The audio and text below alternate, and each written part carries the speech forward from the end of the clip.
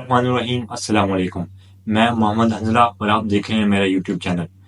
ناظرین، کل دو victory speech کی گئی، ایک عمران خان صاحب کی جانب سے اور دوسری نواز شریف صاحب کی جانب سے. ان دونوں وکٹری اسپیچ کے حوالے سے بات کریں گے، لیکن اس سے پہلے میں آپ کو عالمی میڈیا کا جو رد عمل آیا ہے پاکستان کے اندر ہونے والے انتخابات کے حوالے سے اس بارے میں بتا دینا چاہتا ہوں کہ وہ کچھ خوشائند نہیں ہے. سب سے پہلے امریکہ کا جو رد عمل آیا ہے اس حوالے سے بات کرتے ہیں کہ امریکہ کے محکمہ خارجہ نے یہ کہا ہے کہ پاکستان کے اندر ہونے والے انتخابات کے نتائج کو جلد از جلد قوم کے سامنے لایا جائے، اور انہی نتائج کو قوم کے سامنے لایا جائے جو کہ عوامی رائے کی عکاسی کرتے ہیں. اس کے بعد انہوں نے کہا کہ پاکستان کے اندر الیکشن کے دن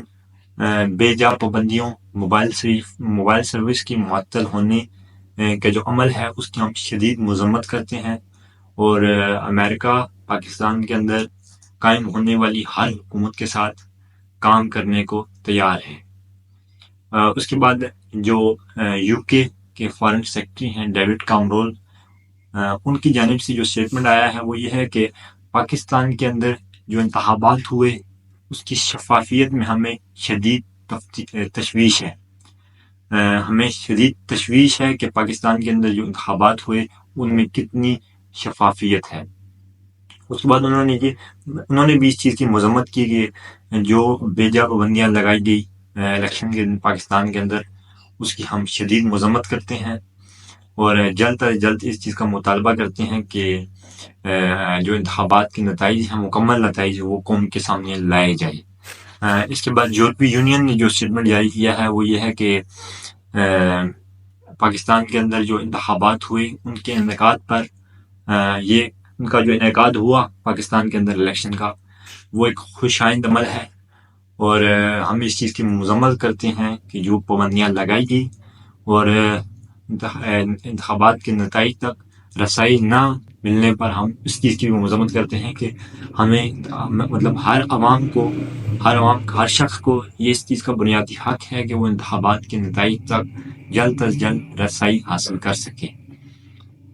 یہ تھی اسٹیٹمنٹ عالمی میڈیا کی، اور عالمی میڈیا کی تینوں اسٹیٹمنٹس میں آپ نے یہ دیکھا کہ تینوں نے اس چیز کی مذمت کی ہے کہ پاکستان کے اندر جو بے جا پابندیاں لگائی گئی اس کی انہوں نے شدید الفاظ میں کل نواز شریف صاحب نے جو اسپیچ کی، جنہیں وہ وکٹری اسپیچ کا نام دے رہے ہیں، ان کے اپنے رہنماؤں نے یہ کہہ دیا ہے کہ نواز شریف صاحب کو کل یہ اسپیچ نہیں کرنی چاہیے تھی. مثال کے طور پر میں آپ کو مثال دیتا ہوں کہ محمد زبیر صاحب جو کہ سینئر رہنما ہیں پاکستان مسلم لیگ نون کے اور سابق گورنر سندھ رہ چکے ہیں،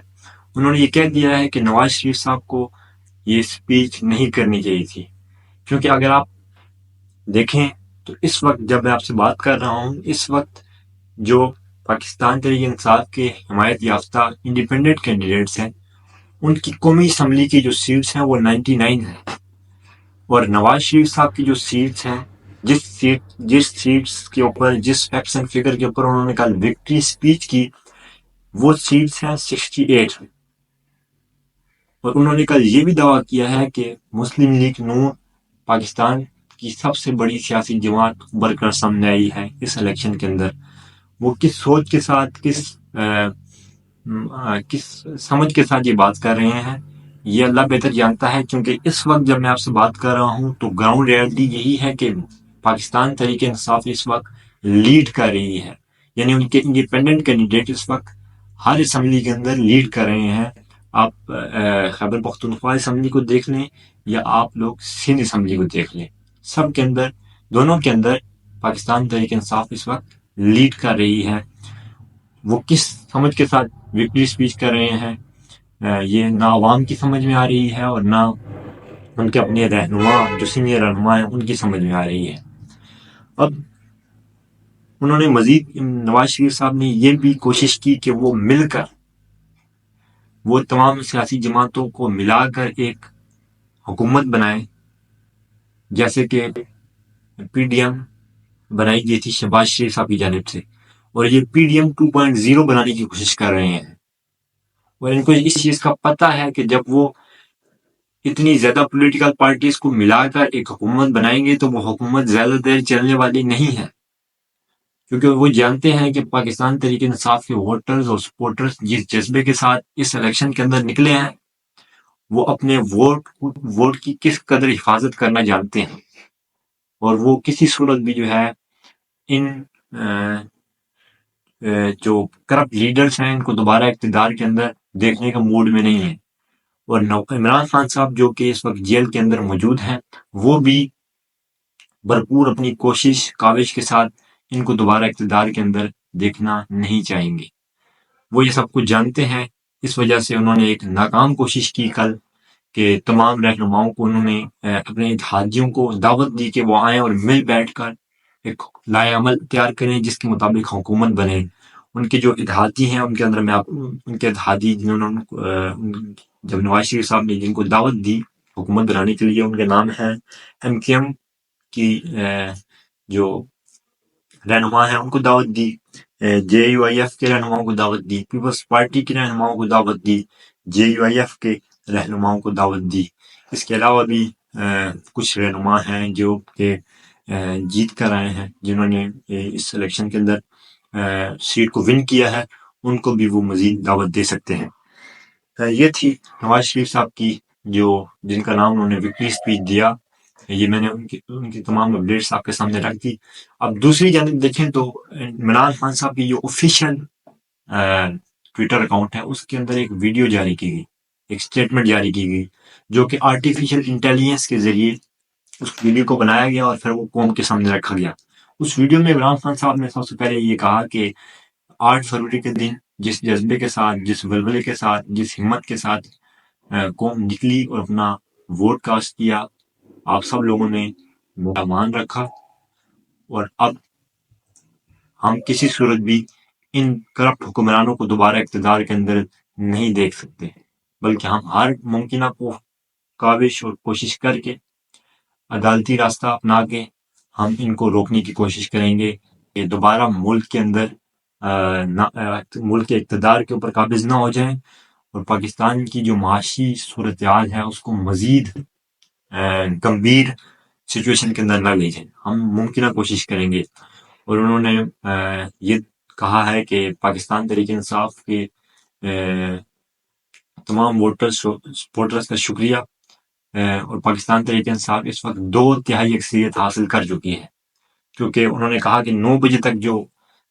نتائج آ رہے تھے، 8 فروری کے دن 9 بجے تک جو نتائج آئے اس کے مطابق پاکستان تحریک انصاف واضح لیڈ کر رہی تھی اور 2/3 اکثریت کی جانب پیش رفت ہو رہی تھی۔ لیکن اس کے بعد جس طریقے سے نتائج کو روکا گیا اور نتائج کو تبدیل کیا گیا، وہ تمام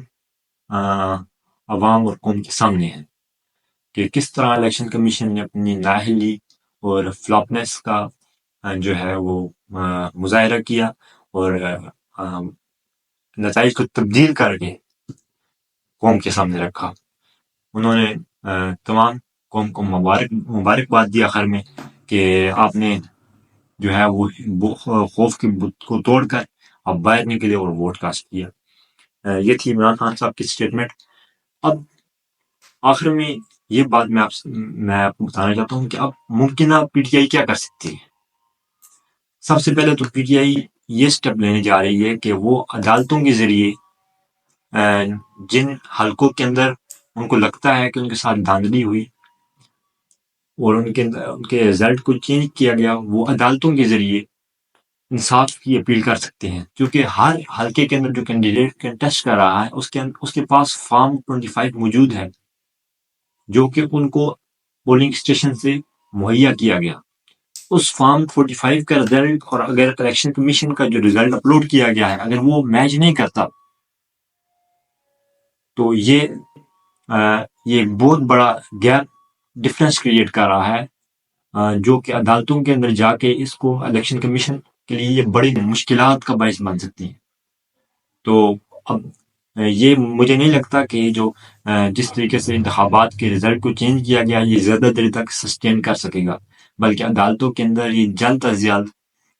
اس کا فیصلہ ہو جائے گا اور PTI کے حق میں فیصلہ ہو سکتا ہے۔ اب آگے مزید اپڈیٹس کیا آتی ہیں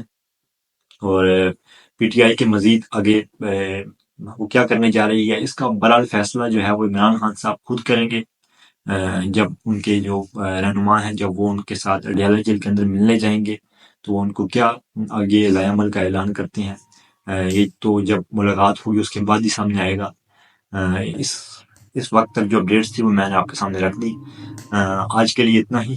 اگر آپ کو میری ویڈیو پسند آئے تو اس کو لائک کیجیے گا اور چینل کو سبسکرائب کیجیے گا۔ بہت شکریہ۔